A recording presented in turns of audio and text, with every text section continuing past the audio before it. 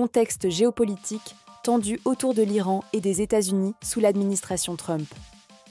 Après une série de frappes américaines sur l'Iran, l'administration Trump semble prise au dépourvu.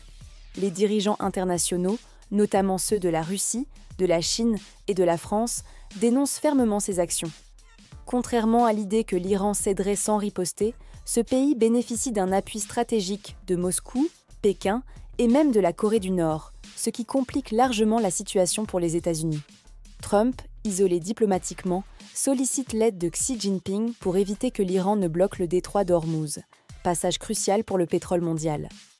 Les frappes n'ont pas détruit complètement les cibles iraniennes, ce qui remet en question leur efficacité.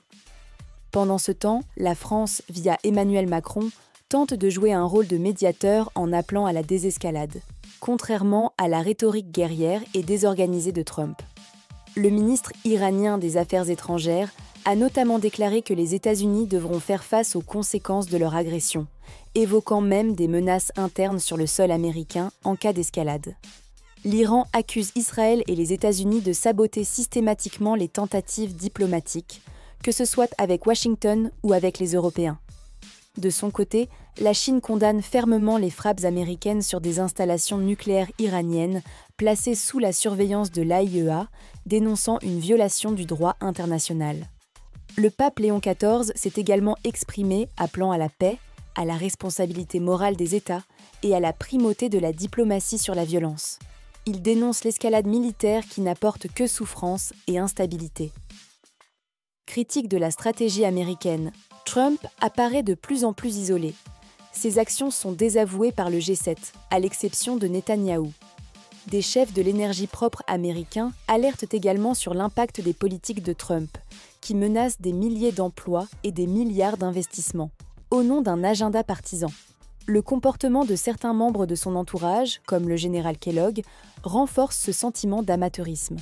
On le voit chaleureusement saluer des figures autoritaires comme Loukachenko, le président de Biélorussie, considéré comme proche de Poutine. Ce rapprochement contraste fortement avec l'isolement croissant de Washington sur la scène internationale. Les enjeux nucléaires et le rôle de l'Iran. L'Iran affirme que les frappes américaines ont franchi une ligne rouge en visant des installations nucléaires civiles, tout en annonçant qu'il se réserve le droit à l'autodéfense.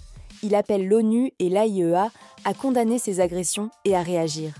Téhéran accuse également l'agence de ne pas avoir su protéger ces installations, malgré les garanties en place. De plus, le ministre iranien des Affaires étrangères affirme que Trump a trahi à la fois la diplomatie et ses propres électeurs, en se soumettant à l'agenda d'Israël.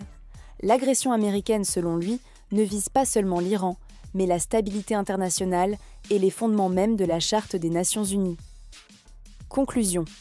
Ce récit met en lumière une administration américaine en perte de crédibilité, isolée sur le plan international, mal préparée stratégiquement et guidée par une idéologie plus que par une analyse géopolitique rigoureuse. Pendant que Trump flatte Poutine et mise sur le soutien de leaders autoritaires, ces décisions affaiblissent la position des États-Unis sur la scène mondiale.